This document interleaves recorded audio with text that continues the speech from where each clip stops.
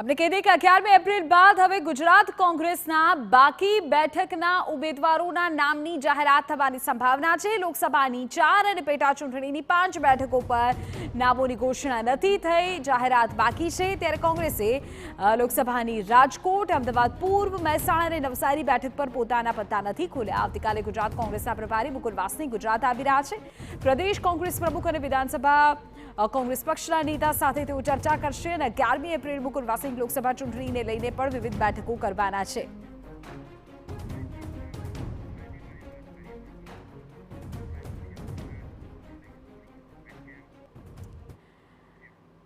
તો આ તમામ રાજકીય ગતિવિધિઓની વચ્ચે જે મહત્વપૂર્ણ સમાચાર છે એ રાજકોટની બેઠક સાથે જોડાયેલા છે, કારણ કે રાજકોટ લોકસભા બેઠક પર કોંગ્રેસના નેતા પરેશ ધાનાણીને કોંગ્રેસના આગેવાનોએ મનાવી લીધા છે અને પરેશ ધાનાણીએ પણ સ્પષ્ટ કહી દીધું છે કે જો રૂપાલા લડશે તો તેઓ તેની સામે ઉતરશે। ભારતીય જનતા પાર્ટીના નેતા યમલભાઈ આપણી સાથે ફોન લાઈન પર જોડાઈ ગયા છે।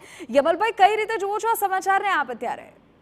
ભારતીય જનતા પાર્ટી જ્યારે કોઈ પણ ચૂંટણી લડે છે ત્યારે સામેનો ઉમેદવાર કોણ છે એની ચિંતા કરતી નથી। ભારતીય જનતા પાર્ટીના કાર્યકર્તા ભારતીય જનતા પાર્ટીના કમળ પર લડે છે। આ ચૂંટણીમાં નરેન્દ્રભાઈ મોદીને ત્રીજી વખત પ્રધાનમંત્રી બનાવવા માટે લડવાનું છે અને એમાં સામેનો ઉમેદવાર કોણ હોય એ અમારા માટે એટલું મહત્વનું નથી। લોકોની વચ્ચે અમે 5 વર્ષ જે પણ કંઈ કામ કર્યા છે એનો અમારો હિસાબ આપવાનો છે અને આગળના 5 વર્ષમાં અમે શું કરવાના છીએ એનો સ્પષ્ટ અમે રસ્તો બતાવેલો છે। એટલે અમે ભારતીય જનતા પાર્ટીને સામેના કોઈ પણ ઉમેદવાર હોય અમને દરેક સીટ 5 લાખથી જીતવાનો વિશ્વાસ છે। પણ યમલભાઈ, જે પ્રકારે પરેશ ધાનાણી છેલ્લા કેટલાક દિવસોથી ટ્વીટ્સ કરતા આવ્યા છે, વિવાદિત નિવેદનને મામલે જે વિવાદ શરૂ થયો એ બાબતે ક્ષત્રિય સમાજની સાથે પોતાનું સમર્થન સ્પષ્ટ કરતા આવ્યા છે, તેમાં શું ભાજપને નુકસાન નહીં થાય? હવે જો ભારતીય જનતા પાર્ટી, મેં આપને કહ્યું એમ, અમે હકારાત્મક રાજનીતિ કરીએ છીએ। અમે ક્યારેય વોટ બેંકની રાજનીતિ નથી કરતા। અમે કોઈ પણ પ્રકારના વિભાજન થાય તેવા પ્રકારની કોઈ વાત કરતા નથી। એટલે ભારતીય જનતા પાર્ટી જે એનો સ્પષ્ટ એજન્ડા છે રાષ્ટ્રવાદ અને વિકાસ, એને લઈને આગળ વધવાના છીએ। એટલે અમે લોકોને કેન્દ્ર સ્થાને રાખીને ચૂંટણી લડતા હોઈએ છીએ અને એ બાબતમાં અમારી સ્પષ્ટતા 100% છે। પણ યમલભાઈ, બંને પાટીદાર નેતાઓ વચ્ચે જંગ થશે તો પણ પરિણામ તમારા તરફી રહેશે એટલો વિશ્વાસ છે?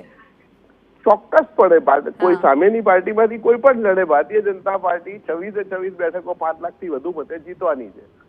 કોઈ પણ લડે અને કયા સમાજમાંથી લડે, આ બધાના સમીકરણો યમલભાઈ અલગ અલગ થતા હોય ને બેન? આમાં દરેક સીટની પોતપોતાની ખાસિયત હોય છે અને ભારતીય જનતા પાર્ટી જ્યારે પણ ઉમેદવારનું ચયન કરે ત્યારે તે બધું જ વિચારીને કરતી હોય છે અને પછી કમળ અને નરેન્દ્રભાઈ મોદીને ફરી વખત પ્રધાનમંત્રી બનાવવાનું આ અમારા ધ્યેય સ્પષ્ટ છે અને એ બાબતમાં અમે ક્યાંય કન્ફ્યુઝન નથી।